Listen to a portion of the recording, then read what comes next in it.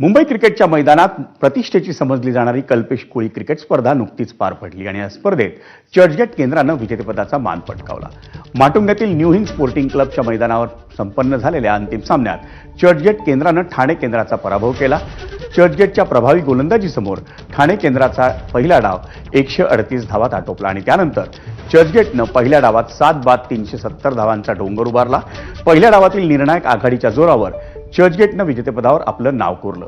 माजी कसोटीवीर वासिम जाफर आणि एमसी अध्यक्ष अजिंक्य नाईक यांच्या हस्ते विजेत्या संघाला गौरवण्यात आलं। चर्चगेट केंद्राचा आरुष कोल्हे स्पर्धेतला सर्वोत्तम खेळाडू ठरला। चर्चगेटचा शार्दुल फागरे सर्वोत्तम फलंदाज तर एमसी अकॅडमीचा राजवीर लाड हा सर्वोत्तम गोलंदाज ठरला।